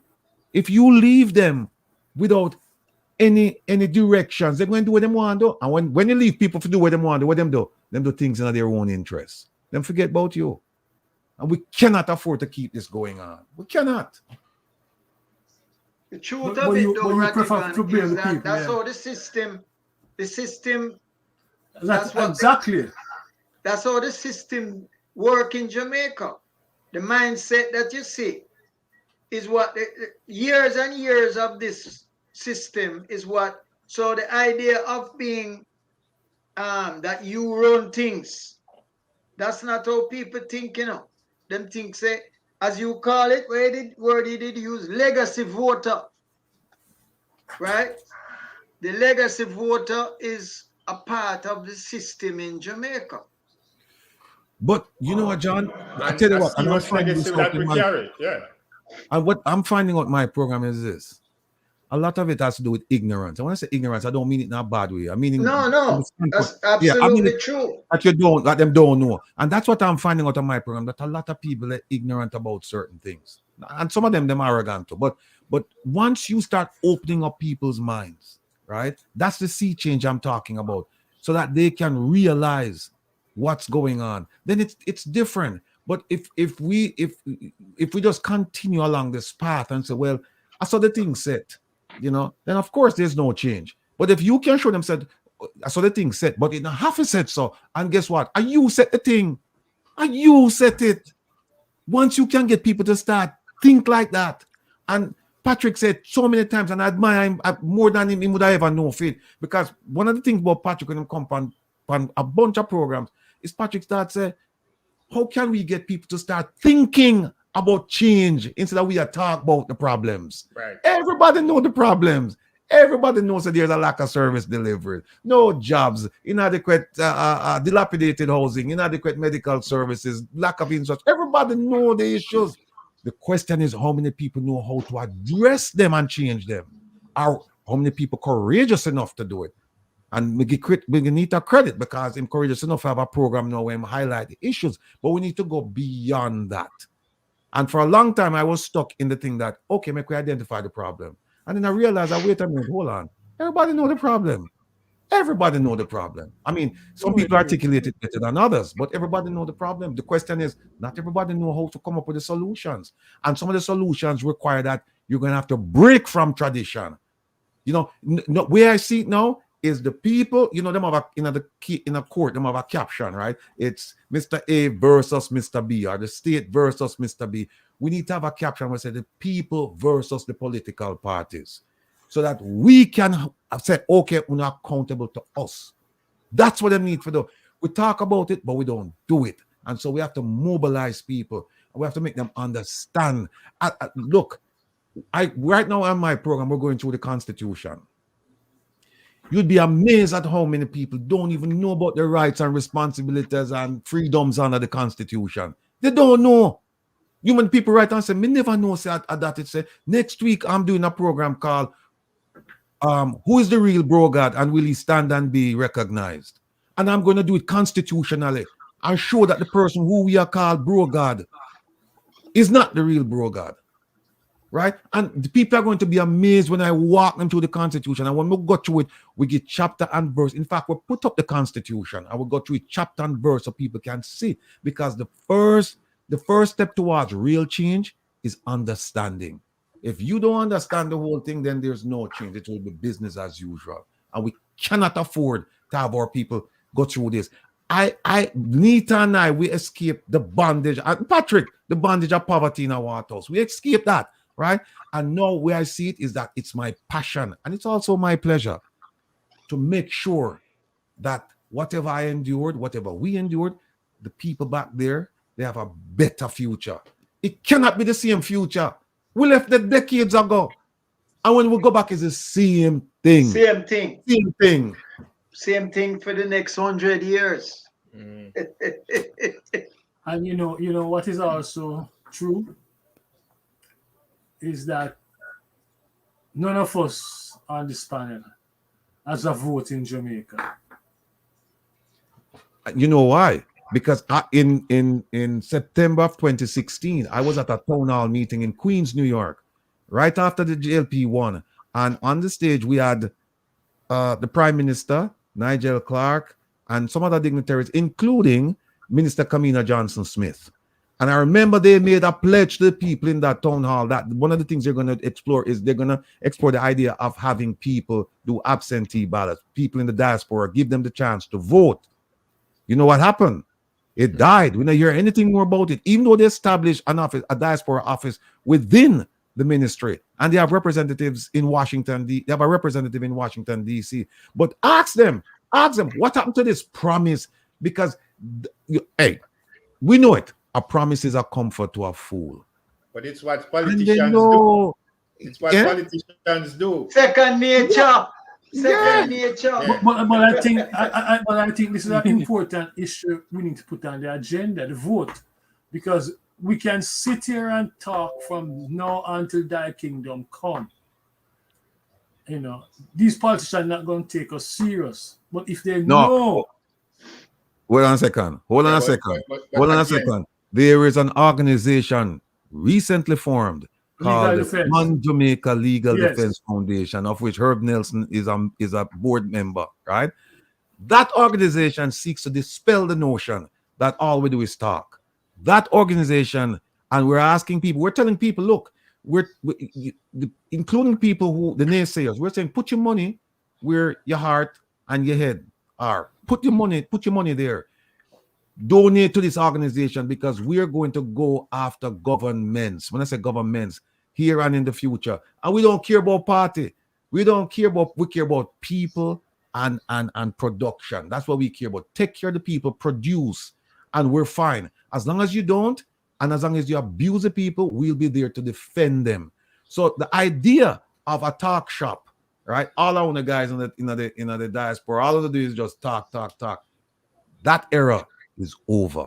I don't know what other people are doing. Go ahead, Patrick. But a extension to your point, Ratty, right? And to answer your question, Michael, it's really what you're asking is really about defining our role, and it's something which I keep saying, right? Our role here is to bring clarity to the people, is to support the people. We don't look at this thing in terms of casting a vote when bring about change, you know. That's not it. It's not about casting a vote for bringing change. We're talking about speaking to the people. We're not speaking to politicians here. That's not what we're doing. We couldn't care less about what the politician wants to say. We are focused solely on the people, bringing clarity to them, right? Bringing the discussion around integrity. It's like when you deal with the Constitution, right? We have to go right down to the nitty-gritty, right? In making them understand the basics of a constitution, its purpose, right? Define it, clearly define it in a way that they can understand, right? And we gradually build from there, right? And go in terms of how this is gonna improve the quality of your life, right? Because we're concerned about the party. You know, the idea, Nita, that you would the idea of saying that the voting should be on it, it tells me that you're dissatisfied with what's going on in Jamaica in terms of the people enumerated, the eligible voters, and the fact that they don't cast. Enough of them don't cast their votes. And so you're dissatisfied with that, because if we had large voter turnouts, I doubt we'd be talking about, well, you know, we need to vote. If people were objective in their voting practices, I don't think we'd be having this discussion. But no, they're not. No, they're not. People are not, and they're not voting either. They're not voting. But one thing I can tell you is this: this government, I can't speak to I can't speak to this present composition of the PNP, but I can't speak to the government because I was there when they made that promise, and I can tell you this: they will never. Not this composition of leaders in Jamaica. They will never allow the diaspora to vote. Never. No. That's the way I feel. That's obvious. I think Radigan, I think the diaspora, you know, has been weak in formulating that that demand of the government. They have not been pushing that demand as strongly as they should, I believe, right? Probably you know more, but I don't believe they have been pushing that, because this is something that has been bandied about for a number of years, right? I know when I saw Delano Franklin here, you know, he was very committed to the vote. That's what he expressed to me. You know, so one could say there's a sentiment out there. There's a recognition within certain quarters that the diaspora should have the vote. Likewise, there's a recognition that there should be one of the Senate seats, you know, should be diaspora. Well, let me just say one quick thing. I got my screen froze, so I couldn't hear what was going on. But let me just say a piece about the diaspora. No, prior to 2020, the diaspora, as we know it, people living overseas, whatever, their point of contact in Jamaica was through UA, right? Yeah. And the whole purpose of it was, well, people who wanted to go back home and make a contribution or whatever, you could reach out to these folks and arrangements would be made and so on and so forth. In 2020, this government decided to institute something called the Global Jamaica Diaspora Council. And what did they do? They appointed a lot of the members in 2020, and some of them were elected. Now, if you have a government that's controlling the diaspora, what issues do you think that they will raise? What issue? Who's beholden to who? And then also they set the agenda. They, meaning the government, sets the agenda, the meeting times, all that stuff. And our representative in the Northeast, I said to her, don't you have an issue with that? Who do you represent? Do you represent the government of Jamaica? But what I've discovered over the years is that a lot of people, and I'm not including this young lady because she just got the position, but a lot of these people, they do it for self-aggrandizement. They're self-absorbed, because what they want to do is they want to be able to go to the cocktail parties. They want to be able to get that order of distinction. Networking. Eh? Networking. Yeah, they want to be able to do that, get some contracts, some deal. That's what it's all. It's not about us in the diaspora. Was it like that during Delano Franklin tenure? No, it wasn't like that. It wasn't like that. No, it changed with the coming to office of this government, and that's true. And that is another distinction. Yeah, but here's the thing. But here's the thing. But Michael, you have to be careful how you say distinction, because remember I told you that there's something called a distinction without a difference. Because under the PNP, when I think hold on a second, there's something called the Jamaica Progressive League way before that. But then the organization you're talking about, That was mostly left up to people if they wanted to go back to Jamaica, and it wasn't dynamic. I didn't see an outreach. It was mostly informational. If you wanted to go back to Jamaica, then here's a group that you can reach out to, and they can tell you, it's mostly informational, right? So it wasn't like they were doing a lot of things and say, okay, we're building the diaspora. But even the Jamaica Progressive League was more directed at Is there a support way? for the then government. Right. You had both the Progressive League Is there a and way the of Freedom us? League at the time. Last, What's that last? Yeah, I'm saying, is there a way of us like reaching out to people, some people we know and so forth, the different places, in trying to form some kind of organization independent of all of those that can make demands about these things? That's a very timely question, because here's what that's the happened last foundation. week. Here's what happened last week. Last week, the PNP, I think, announced, or at least they had a magazine come out. They have their own diaspora group, right? That happened last week.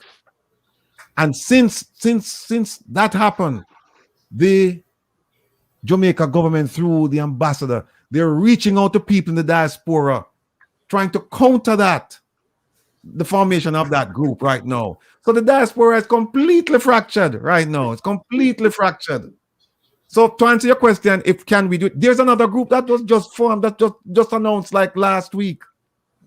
Just last week. And of course, our group. So we can form one and try campaign to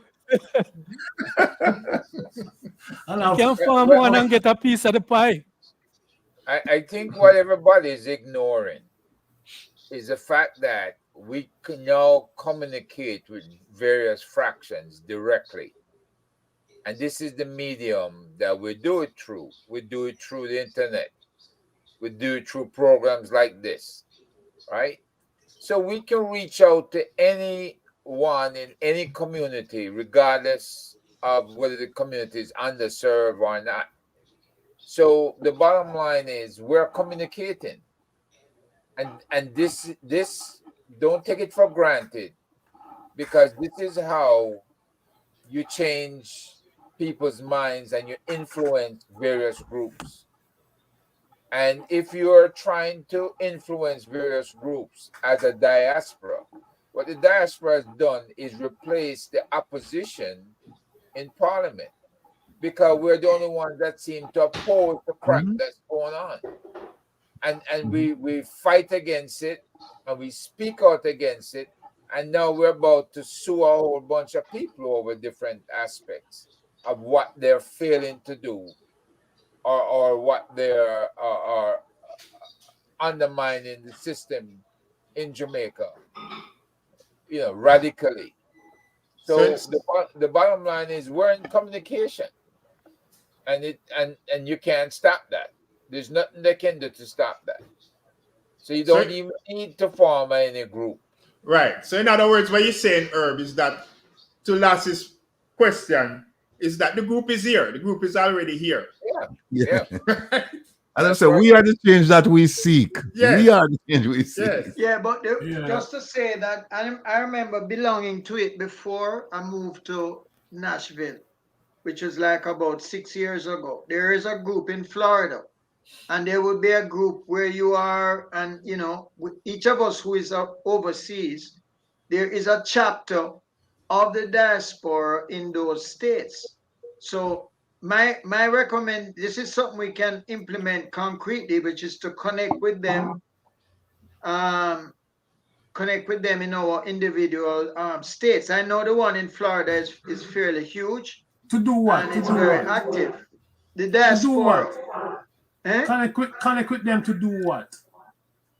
To first to find out how it's function, and secondly to see how we can play a role in influencing the direction of that group. That's a very simple thing we can do at this level.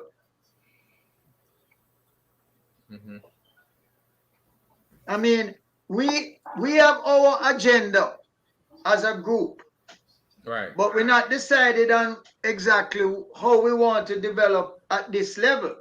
I mean, I would like to, if I could suggest one thing, which is to, can you circulate the comments that came in from all the different listeners? No. You don't have a way of doing that? No. Oh, That's on YouTube, right? That's YouTube, yeah, live. So if If you go on YouTube, you even see them after the there. program, John, you can Yeah, you can you access see them it. there. Yeah. oh. The second thing I thought we were leaning towards was this idea of a grassroots manifesto. I don't think we're leaning towards a third party at this point, but we are definitely leaning towards a grassroots manifesto. Now, what is a grass? You use manifesto. What exactly you mean? Because it would be exactly a grassroots. Yeah, a grassroots manifesto is basically capturing the 10 or 15 most important demands that are coming from the grassroots people, whether we want to use Waterhouse. I don't think that if we went to Greenwich Farm, it wouldn't be anything different. So one of them would be housing, but we need to make it concrete. Another one is literacy. Another one is how you get how the people's views is taken into account, not just when election time comes, but on an everyday basis. And a third one that I'm sure most grassroots people would agree with is the right to recall of your MP outside of election time. And our councillor. And the councillor. Right. I mean, I'm not writing the document. It's just to identify what are the big issues that the communities face and where we can put teeth into it. That's what our role is, to help put teeth into it, to make it something that people will be attracted to and drawn towards. Yeah. At this point, the idea is to get, whether we have it as a thing, that a petition that people sign, or we have it, as a thing that we send out online and we can get it signed online. But it would need some way in which we can generate support around a set of demands. Directed at the Jamaican government? Access to proper education. Directed at whomever. PSOJ, PNP, JLP, the church. It doesn't matter. Anybody of influence. If they said to you, if we said to them, we need your help to get some of these things done. If you don't do them, you know the people that do them.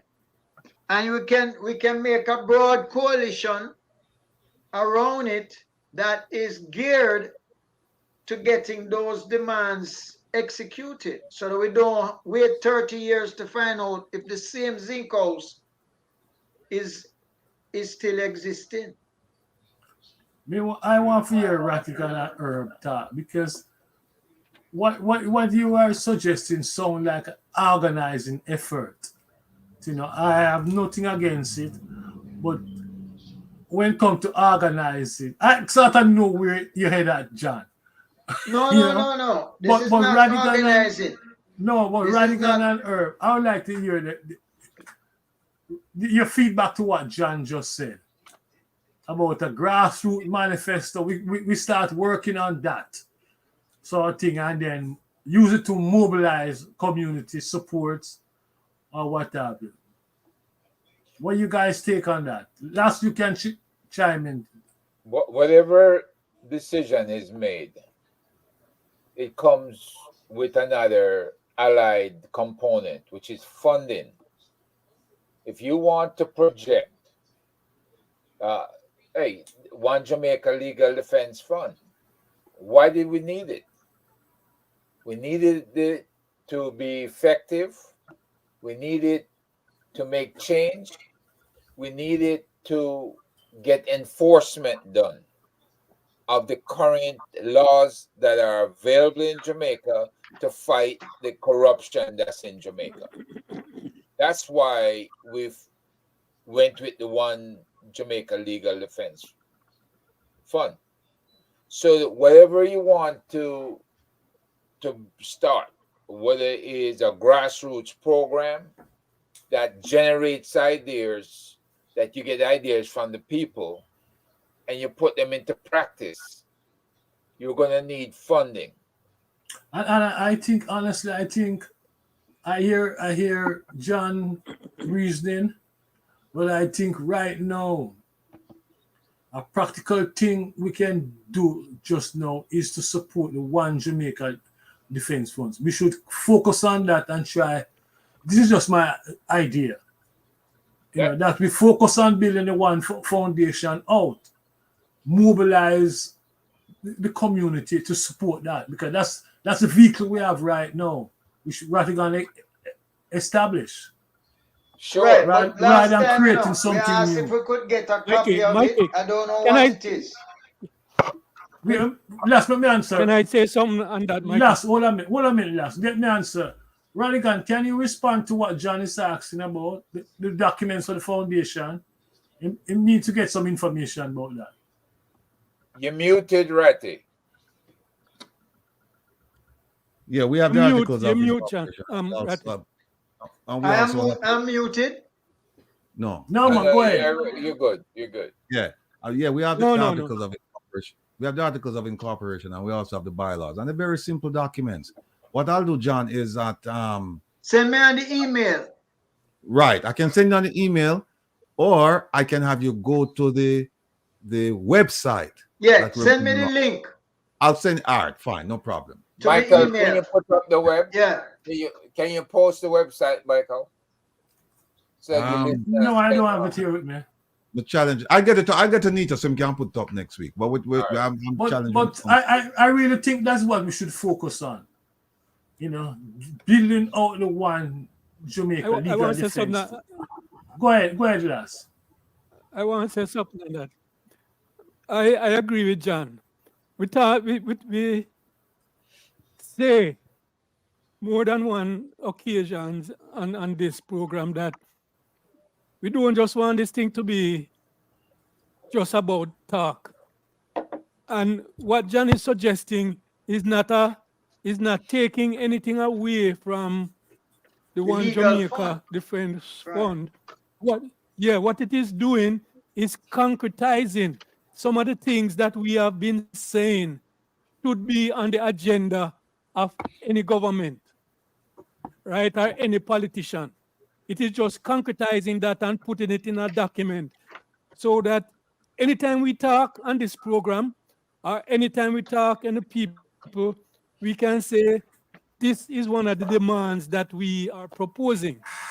It ties into the constitutional changes that we are proposing and the constitutional discussion.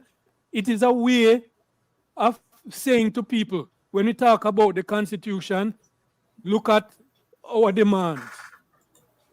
These demands are demands which should be covered in the Constitution or covered in the political platform. I don't see it as anything different than what we are saying here, just putting it in a document as some demands that we can always point operationalize to. all of that?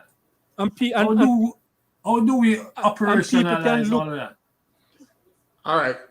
I if I can say this, we either can. I definitely take John's point and what Lass just said, right? And this is what come to mind as I think about it, right? Take for example Ratty's program, right? And the discussion around the Constitution, right? I take it that, you know, like he said, it's gonna be a series of discussions, right? From time to time, right? And this is gonna be ongoing for some time. I think something like that, for example, we'll be charting it, right? Charting our points coming up out of that in terms of what really needs is our position as far as, you know, what is needed in bringing about a new constitution or whatever it is that we think needs to be included in the constitution, right? And have it so documented that it becomes our formal position, right? When that time comes, and we can present it as our template, right? Towards bringing about a new constitution, right? And that's just on the constitution itself, but certainly it can relate to other matters as well, right? It might relate to education in Jamaica, right? It might relate to healthcare in Jamaica, right? So it can address different issues, but at the same time, it's gonna be something we're coming out of our discussions and out of our work with grassroots people, right? We identify these as, you know, workable things to be included in any government policy going forward. You know, we talk about the diaspora and what contribution we can make to our people back home, and we're gonna be met with severe resistance. We have been meeting with resistance, but I think if we structure it properly and we get them in a position that's indefensible, I think that's the strategy. And I'll give you an example. No, Jamaica has a serious crime problem. And for years, I've been telling them that, listen, you know, there are people out there that I know that we can reach out to them. We can do all kinds of things. They ignore me completely. Starting tomorrow and for the next 3 or 4 days, there's a international conference in Jamaica. It's the Drug Enforcement International Conference. It's going to be held in Montego Bay. They're going to have about 120 countries represented, mostly, primarily, law enforcement officials. The whole purpose is to network and to come up with strategies to deal with to fight against drug organizations, right? Now, it's interesting because here's what happened. Not too long ago, we had a coke find, not a bust, at the Ian Fleming Airport in Boscobel, St. Mary. Up to now, we have yet to hear about any arrest coming out of that, even though we have been promised arrests by high-ranking JCF officials. Every time they have a press conference, or they're asked, they say, "Oh yeah, arrests are imminent." So far, nothing. Then there's an article, I think it was yesterday or the day before, where I think it was President Biden or somebody. I think there's one in today's paper. Yeah, where they said Jamaica is a significant transshipment point for drugs, and they're saying this on the eve of the conference. The conference starts tomorrow, right? That's why they're saying it.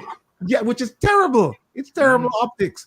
And then the person who's representing the delegation from South Africa I know him in a professional capacity and also as a personal capacity. Outstanding person, right? He's in charge of their version of the FBI. I've worked with him. I know him very well. He's going to Jamaica. I've said, and I've made it clear to the Jamaican government, I said, listen, in fact, I spoke to him up to this morning because he was supposed to have left yesterday or arrive in Jamaica yesterday, but when I spoke to him today, he was on his way to the airport. And I talked to him about, look, why can we establish a bilateral where you can do secondment. You can send your people to Jamaica to help the Jamaican, the JCF to develop. Or we can have people from Jamaica go to South Africa. The purpose is, you see, when it comes to cash in transit heists, like the beryllium robberies, bank robberies, homicides, these guys are experts at it because guess what?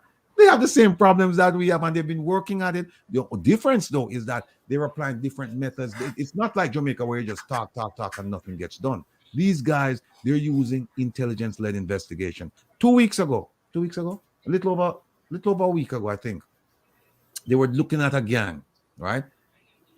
They managed to get all 18 members of this gang in one spot.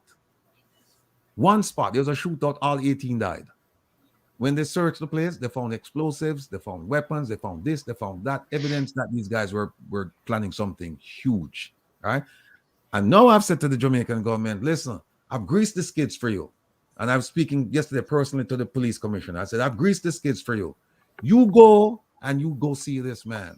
This man is willing now to establish a sister relationship between the South African Police Service and the Jamaica Constabulary Force. He's willing to do that. I've briefed him on all this. Just go see him. Watch and see what's going to happen now. They won't do it. They won't do it. They will not do it because here's what happened. If it's done, they're afraid that, it's going to look like Rattigan is in charge of the police because now he's directing traffic and he's setting up his international links to get things done here. And if they don't do it, I can then turn around and say, these people are not serious about crime. They're not serious because here it is that you have a top crime fighter who's willing to help Jamaica in Jamaica and they don't approach him. They don't approach him. So, well, let me ask you this, Ratty. Because I was listening to you talk about it. Hold on, Bridget, because we have gone over 2 hours now. Yeah, but I just want to ask my question pertaining to what you just going, said. Man. Go ahead. Right. Go ahead, Patrick. Yeah. Who is behind the organization of this conference? US. It's what it is. It's a bunch of countries that have issues with the drug organizations, and they've had it. It's been around for a little bit, and what they do, they move the conference centers. I think annually. So our what's the name of it? What's the name of it? Yeah, I'll tell you 1 second. Hold on. It's international. Hold on 1 second. Let me just pull it up. I think it's called IDEC. Hold on. Okay. Hold on. Brother.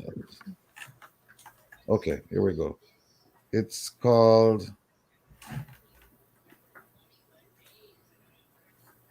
IDEC, International Drug Enforcement Conference. Something like, if you Google it, it'll come up. It's IDEC. And it starts, actually, it's will be in Jamaica on the 19th. It starts actually, I think, the 19th to the 17th. I think it starts Tuesday. So they give all the international people time to come in and get refreshed. And all this, man, and the thing is, it's a ready-made situation for them because these guys, I'm telling you, these guys love Jamaica like it's going out of style because they say, look, we remember during the apartheid days when Jamaica was the first country who opposed the apartheid regime. Under Manley. And I'm right.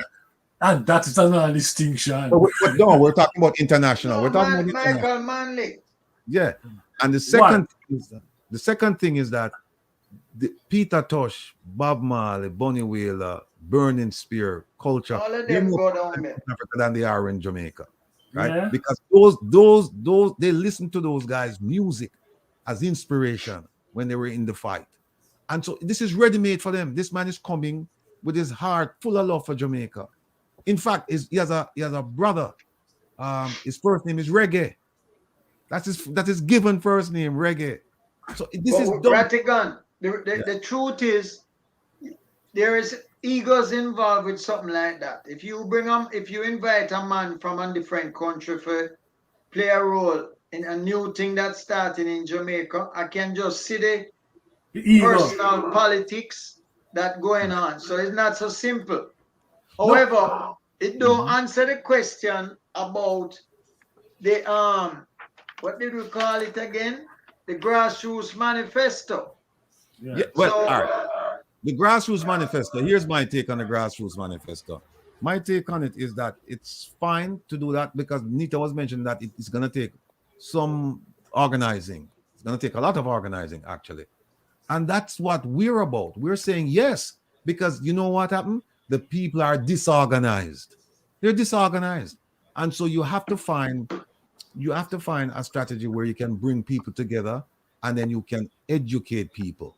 And at the same time, when you're educating them, you tell them, look, this is not a one-way street. We're telling you that these are our thoughts on paper. Now you read that thing, you get an understanding, and then you tell us. Because one of the things that I learned is that over the years is that you're not the end all be all of it. You may have an idea, but you also need to talk to your audience and find out from them what's affecting them, what would they like to see. And I'll give That's you another right. example. Now, the So FBI that's the example, beginning. yeah. Now, the FBI example I can give is that the people, we would, especially towards the end of the year when we had money for training, they would have to spend it. So they would say, hey, so that we have money to spend. So they grab some training manual off of the shelf, give it to some guy in the international training unit and say, okay, go and provide this training to them. You'd show up in the country, and then the people would say, what's this? We don't need this. This is not what we need. But for us, it's checking a box. For a lot of people, State Department is checking a box, and so they would do it. But then I realized that, wait a minute, for it to be meaningful, you have to talk to people and say to them, what is it that's bothering you? What is it that you need help with? Right? And so the organizing, it's a two-way street. And I agree that the manifesto, I have no issues with it. But then John, let me ask you this. You finish with the manifesto. And remember, we just talk about egos, people seeing us trying to come in and trying to influence things. How do you make a forceful and a successful presentation of that manifesto to cause change in Jamaica? How do you do that? Given the fact that these people are they're gonna say, you live a foreign and you come down and try to tell you how to run things in Jamaica. How do you get around that? Okay. We're going to have a lot of questions to do with executing a manifesto. What the manifesto represents is a broad set of demands that touch on the people's everyday life. Education, crime, unemployment, housing, corruption. We may add 4 or 5 more things, but clearly it cannot be 50. It's more like 10 or 15 items. The purpose of those 15 items is to get public support. That's what a manifesto means. Is to cause discussion. Is to get people thinking along the lines of these things. And it can be presented to Tom, Dick, and Harry. There's no money involved with that. The most it takes is time. Because we have social media, we have something, it can go online, whatever. We can present that to the MP. We can present that to the leader of the opposition. We can present, in other words, my thing is, let's start with a set of demands that people can buy into. It will include demands related to the Constitution, but it's not solely about constitutional change. For example, the right to recall is a right that any grassroots person will see the value. Because we have the main line and then we explain each one. If we say crime, what we talk must be done with crime. Right? So technically, this is a at the most is a 2-page. If you can't hold upon 2-page, it don't make sense. But John, yeah. do you plan on do it in collaboration with a Jamaican-based organization, or do you plan to do it from the diaspora? No. This will be something where at the community level, hopefully, we have people here from both Jamaica and from the diaspora. My thing is, it must have sufficiently broad input, especially at the community level in Jamaica. Should not be primarily a diaspora document. It's primarily a Jamaica Can document. I say something on that? Yeah. Can I say something on that? Yeah, man. Can I just say something on that? Yeah. Go ahead. I would see this. I would see this, Radigan, as possibly a document that could form the basis of one program. In that it is something we present to the people to get their to see what they think about these things. It wouldn't be a final, in my how I am perceiving it. It Right. wouldn't be a final document that says this is what you should demand. But it's something to stimulate discussion around, and we could use it as a that could form the basis of one program or two programs. Right. The question, I guess the question I was really asking is, granted, it's not a final document. It's just to stimulate discussion. But how do you do it through like a NIA? Do you do it through some civil society group? I mean, how is it presented to them? By whom? From whom? Do you form an alliance in Jamaica and say, listen, because there may be people already doing something like this. I don't know, right? So the question is, you don't want to reinvent the wheel. So you find out, I okay, is anyone doing anything no. similar? Oh, I'm seeing it. I'm just seeing it from our perspective.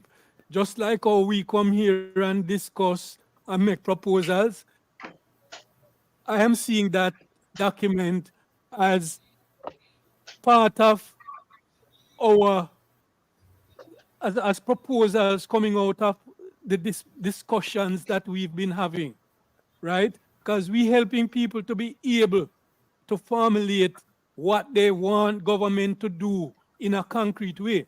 And that document or set of proposals would just be to help people to put their ideas and their demands in a more concrete way to put to government, right? And it Here's will be part of no, last. Here's why. Sorry to interrupt you. Here's why I'm asking the questions, because yeah. I've looked at the 2016 manifesto for the JLP. I've looked at the 2020 manifesto Mm-hmm. for the JLP, and I've looked at the UIC's manifesto. And a lot Mm-hmm. of the things we just talk about, they're included in those three manifestos. So Okay. that's what I'm saying. The wheel, we don't have to reinvent the wheel. If you just look at those three, a lot of the things we talked about. I think even I think the UIC might have had. I think they may, not sure. I think recall is in there. I know recall is not in the JLP's manifesto. But if we look at the manifestos for both, three political parties, I think everything that we need is there. So then you just pick and choose from it where you want. And then the question now is, how do you sell that to the people and have them act upon it? Because from time immemorial, manifestos have been coming out and they're just promises and nothing, people they don't deliver on it. So the question then is, okay, to put those pieces together, to get the contents together, that's easy, right? The question then is, how do you get people to act on that manifesto? And on that note, brother man, comrades, we have to bring this discussion to a end. My Go ahead. You Just mean a minute. close? To a close. Yeah, Michael, in hearing that, when we established the One Jamaica Legal Defense Fund, we said it was not only for legal matters only, True. right? Now, from what Ratty is saying, I can foresee us saying to NIA, saying to JAMP, saying to the Jamaica Justice Organization there, right? Advocates Network. Advocates and the Advocates Network. We will be prepared to fund this effort if your organization is able to marshal the necessary support and have a member of parliament to introduce this in the parliament in a bill, in the form of a bill, right? Because this will be coming from the diaspora, but the intent is to help and impact underserved communities, right? We're not going to do anything for Beverly Hills and Forest Hills and all them communities. Our impact is underserved communities, whether it is in the rural parish areas or in the underserved areas within Kingston and St. Andrew.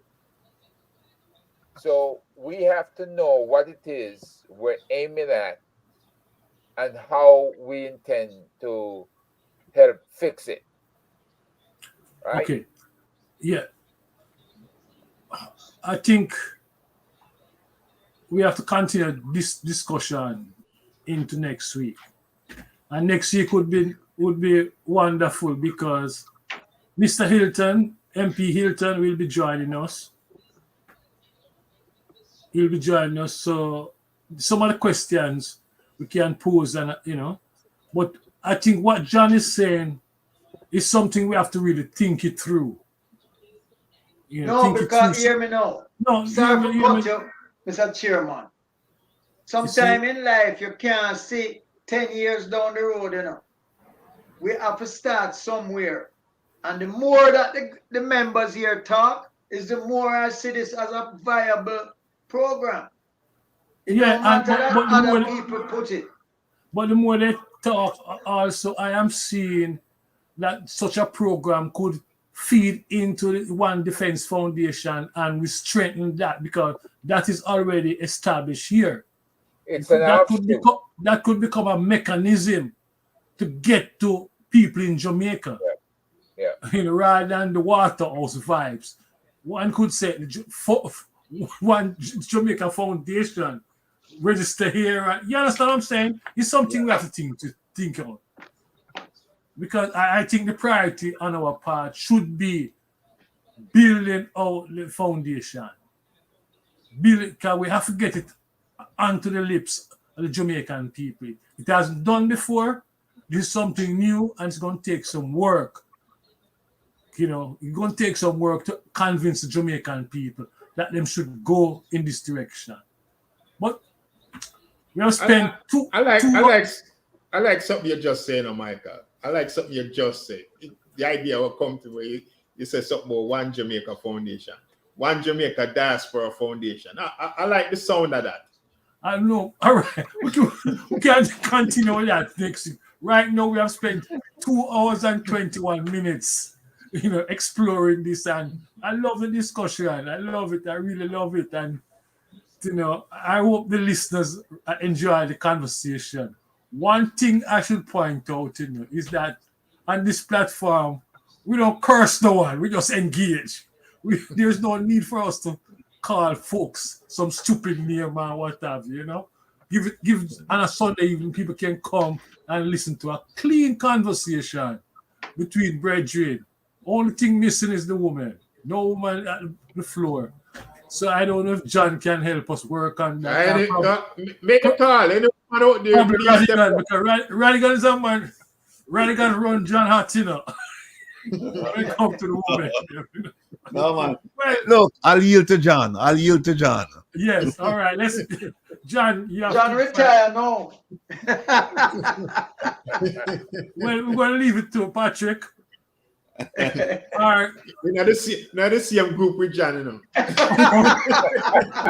Yes, I'm out of here, gentlemen. Thank you very much for the conversation. Thank you. And we can go listen back to the People's National Party Conference. Make sure you listen to that. Yes. Because MP's coming here next week to discuss that. All right. Thank you very much, bro. Yeah, man. Take care. Have a good week. Man. Yes, sir. Yes, sir. Cool. Yes.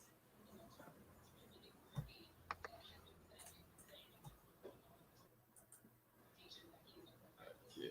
Oh, let's go now.